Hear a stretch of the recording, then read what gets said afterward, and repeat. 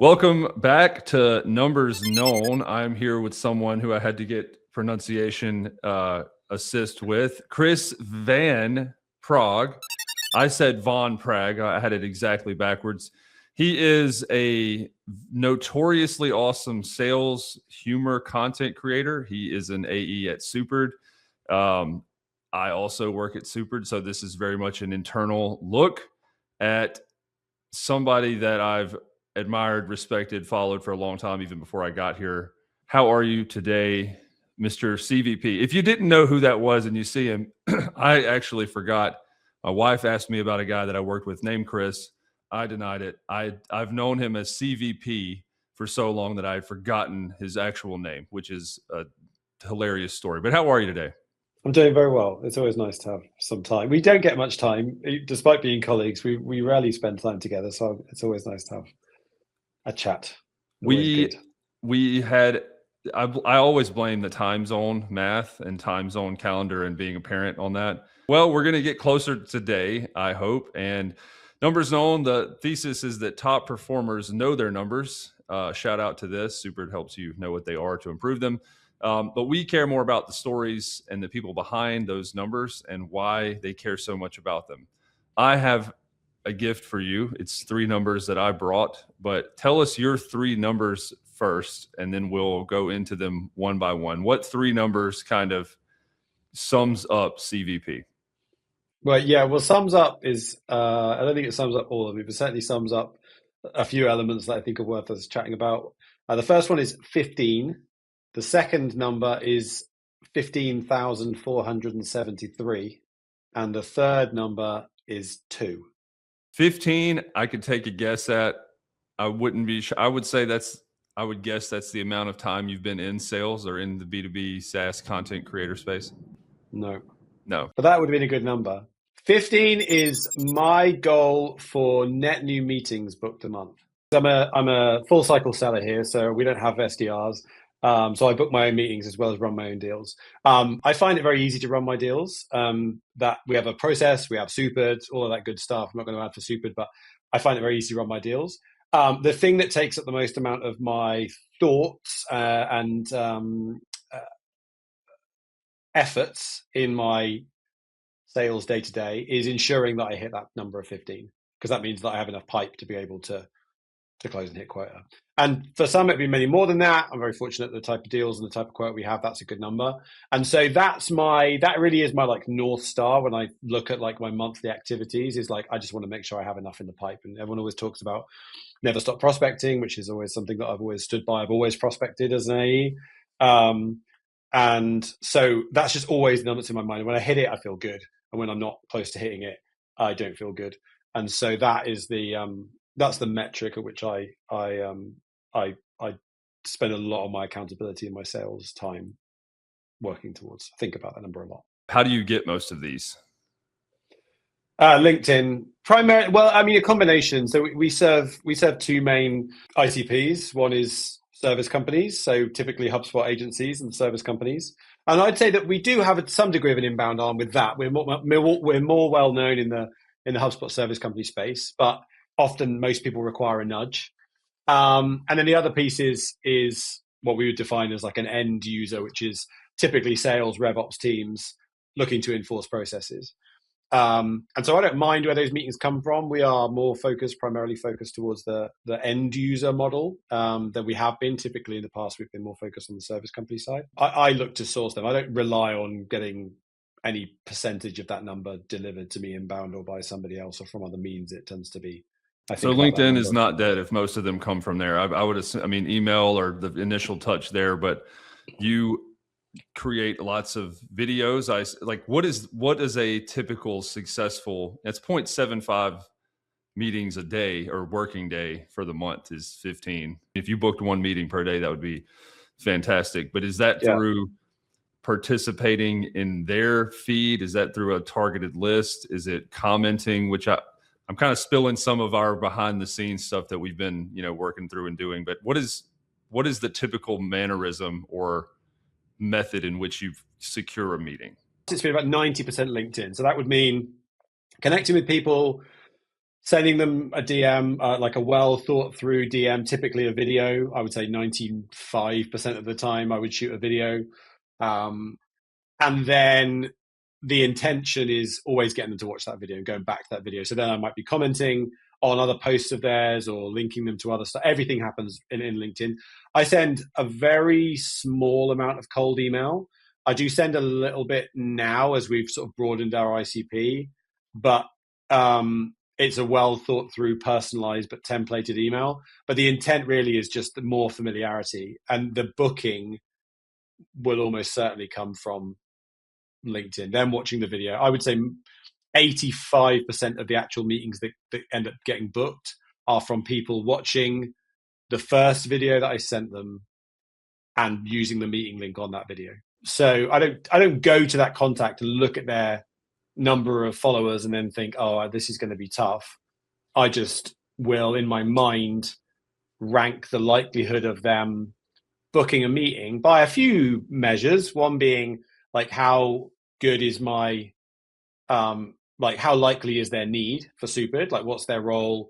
Have they, if someone posts something that we directly solve for, I'm going to just chase that person down until they book with me or they tell me to go away. So that's great. But if they don't have that, we still have a very strong point of view and we are solving a very clear problem for that ICP. And so I think when you have that as a rep, when you know that you are fundamentally solving a problem that other people in their space have, and you have that conviction and that point of view, that makes the constant follow-up more, I feel fine with it. I'm absolutely fine with continually bang. I booked a meeting today with somebody who had ignored my video and hadn't, because I just felt so strong. They posted something, they felt so strong that I knew it was something they had to see, that I just kept going back to it until they eventually booked, and they actually booked today. Bogue on the previous episode talked about 4 as one of his numbers, being, it was a Gong study that found that most reps give up after 3 outreaches, and they found a significant spike of meetings booked, like responses after that 4th call or 4th attempt. And I guess it was because it now puts the ball in their court of like, oh, I either have to say go away, I have to respond, I have to take action, or I have to book, which is great. Great segue. This is like a double segue into my first number for you, which is 0. Any idea what that would be? Is it a Superid one? Superid number? Yes. Is it violations on a process board? It is. So 0 for you, number of errors you're expected to have at the end of each day on your process board for sales. I feel like I've alley-ooped for you to explain that pretty well, but 0 as a number that explains you, would you agree? What does that mean for people that need to know what a process board is and why they should care about the number 0? So this is all about pipeline management, deal management, right? And I mentioned earlier, like when I think about my sales activities, I don't worry so much about deal management. And we have mapped our entire process into a board. We use rules of boards. And fundamentally what it is violations of that process. So a violation might be, I haven't reached out to somebody in 5 days, or there's no next meeting for this person, or I haven't sent them a LinkedIn request, whatever it might be. All of the data, so the close date is up to date. Anything that like is a break in process. So it could be data or it could be behavioral. With our board, the way I now run my deals is I click play on the board, and that tells me any deals that need attention. So in the past, the way I used to manage my deals was most days, especially at the start of the week, I would go into HubSpot, open up my deals, open every single one, and just like look at each deal, like, is the close date right? When did I last reach out to them? And you're thinking about this stuff. And it would take time. I would always like set aside a couple of hours, definitely on a Monday, and even like, 20, 30 minutes a day to look at each one and have I done everything? What am I going to get chewed out on a one-to-one or a forecasting call? This is triggering post-traumatic sales disorder for me right now, because I used to do that too, but go ahead. That's how most will do it, because that is the way that you do it, right? You and if you're a good rep, that is what you do. You're doing that. Bad reps don't even bother. They just wait to get someone tell them that they haven't done it, and then They deal with the problems once someone shows them. And so what I do is every morning I run the board. I don't have to look at the deals that don't have any violations, that have had activity in the last 5 days, or that I have sent a LinkedIn DM to recently, because Super knows that they're done. So I don't have to look at it and go, oh yeah, it's fine. It just sends me things I need to action. And so the way other users will solve this is like tasks. You create tasks for yourself. And that's okay, but it's not specifically a curated list, and tasks often get used for kind of everything, especially in HubSpot. And so how do you know whether you've done all the right thing? And so that's how we use boards. And so my intent is always just to be at 0. And then I know that my deal management is fine. And so when I have time when I'm focusing on sales, as long as I'm at 0, I'm then just focused on outbound activity to generate more. Your second number was 15,473. Shout out Yeah. to me for preparing for that. I think I know this one. Is that the amount of LinkedIn followers you currently have as of this conversation? Yes, it is. And I'll caveat that with, that's not the world's largest number of LinkedIn followers. It's not a small number. It's not a massive number. But I wanted to think of something that represents my relationship with LinkedIn, because that is and has been and continues to be a very big part of my life in B2B SaaS. And so that felt like the logical one. And it's not me trying to be, arrogant by saying, oh, look at all these followers that I've got. I'm very proud of that number. And actually it's grown very slowly. I haven't done it over a quick period. I've been posting on LinkedIn since 2020, and maybe that could have been the number. But I have consistently, and I get this feedback lots. It's interesting. I've seen people make videos and go viral and grow huge audiences, and I've seen them disappear. And I've seen new people come in and build audiences really, really fast. And I've been like, oh, and that's awesome. I've just always posted on LinkedIn. And my original reason was just because I had no real presence on LinkedIn, and I wanted to just show people that I was a genuine human being. Like, I feel like I'm a nice person to get along with. I have some, I'm intelligent, and I have an opinion, and I wanted to be able to share a bit more of my own personality that might mean people were more open to having a conversation with me about Vidyard and now about Super. And that has always consistently worked. What I wasn't expecting by doing that was that it would help me to be able to kind of build out this kind of what people define as a personal brand that's led me to be able to get paid for like posting on behalf of other B2B brands. It's meant that I haven't had to apply for a job, or like in 5 years. Like, I was originally at a HubSpot agency. I got the job at Vidyard because I made videos and posted them on LinkedIn. I moved into marketing at Vidyard because I did the same thing. And when I was laid off at Vidyard because they did a reorg and everybody in Europe was laid off, Matt, my boss now, reached out to me within a few days, I think, of me like posting saying, oh, I've been laid off, saying I'm hiring for an AE in EMEA.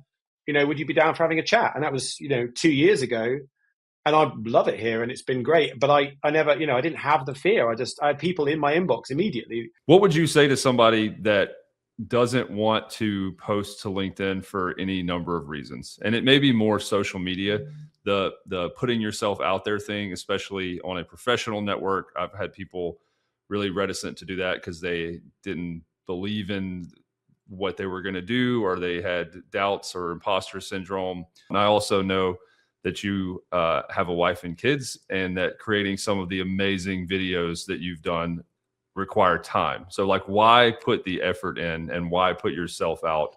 I didn't go, oh, I'm going to, I want to be a whatever, I'm going to monetize my LinkedIn following and I'm going to do all, I didn't like, I've always liked making like videos. I've always been creative. Sales, you don't really get much of an opportunity to like do your creative side. And so folks who will probably do creative things outside of their day to day. I just found a way of like incorporating fun and creativity into my work.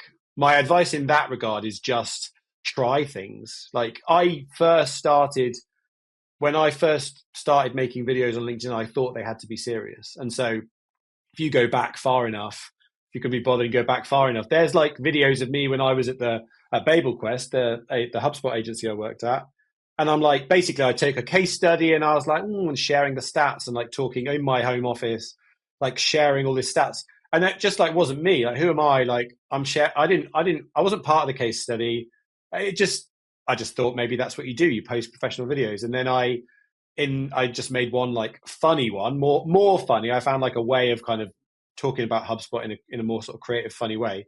And it did way better. And I was like, oh, perfect. Like people enjoy this. I'm enjoying it more. I have another number for you. It's 42%. Oh, Well, I guess 42 would be the number. So this is a two-part, a two-function number. Any idea what 42 would be, since I gave you kind of a spoiler hint that it's 42%? well, 42, given that we were on a call and we were sharing books, 42 is the answer to the life, the universe, and everything, according to Douglas Adams. I don't know it as a percentage. You got the most important one. I snuck that in there. Yes, that is correct. I figured you would get that. Douglas Adams is great. It's one of the most satiric, well-written, pieces of satire probably ever. But it is the average increase in close rates when sales reps incorporate video into deals in later stages. I should probably know that because that was a stat that I would have ended up saying back when I was selling Vidyard. Have you found that there's a correlation to, hit your meeting goal, hit your close rate goal, like all of that with incorporating video? Or has video been such an ingrained part of just how you operate for so long that candidly, you wouldn't know any difference if you weren't using it? I don't know about the close rates thing to that exact point, right? Like I just always will shoot short videos and things and send them. I absolutely still now, like I'll send video DMs to people and people still are like, oh, great. Like it still surprises me now that people aren't just getting bombed with videos like in their DMs. It's just, I've been barking up this tree literally since like 2019 when I first started working in SaaS. That was how it all started for me. Was like we, as BabelQuest, we were an early Vidyard partner. I got hold of it. Lockdown had just happened in COVID. And so I was just shooting videos and sending them to people and just getting all these awesome reactions. And that still happens now, like 7 years later. I still get DMs from people being like, oh, great approach. Yeah, I get it. Let's meet. Like I sent, internally one to someone's new that's joined our sales team. Was like, I wasn't connected with them. I connected with them. I sent them a video. They immediately booked. Like that's a one touch, like to meeting. Wouldn't have happened without a video. Your third number is 2. I am going to probably take a wrong guess here, but you've done you've done 15. So the goal for meetings, you've done 15,473. I did say this was professional and personal, and I'm just going to say that 2 is the number of kids you have, and that is that right? You got it. I'm getting so much better at this. I missed all the other ones. I mean, it's maybe an obvious one to go for, and it's unfair not including my wife there. So I could say 3 family members, but yeah, 2 kids. I mean, they're great, 8 and 5. I feel very fortunate to work from home again as a result of like all of the stuff that I've done. I'm able to do that, and it's so funny because that's all they're used to. Like it's such a weird thing, right? I had that classic, as most of us millennials did when their parents were working, was the classic, dad would leave in the morning with a slice of toast and would be out the door and then wouldn't see him until 6. And my mum, didn't work while we were kids, all that kind of stuff. And me and my wife both work full-time jobs, and yet the kids bowl in and they'll come straight in and they'll be in and jumping into meetings and stuff and things. And so, they're awesome. Obviously that's why most of us work, is to create opportunities for ourselves and our families and stuff. And so, I am done at 2. I know, you have more, and that's awesome. I couldn't handle more than 2. It's awesome. That was not on my list of follow-up questions, which is fine. A follow-up. This is from my son. What do your kids think you do for work?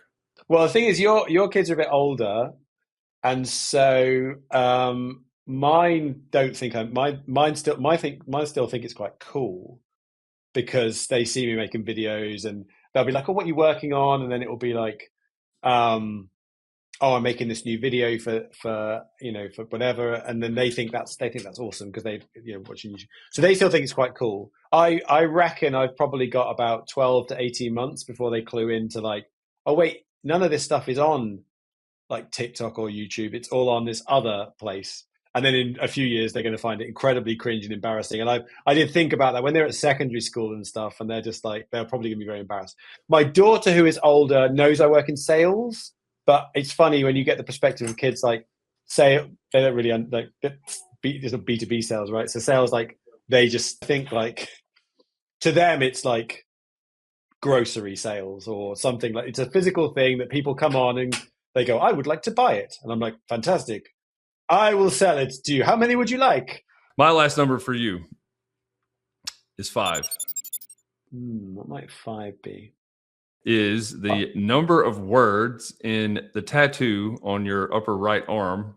Hope this finds you well.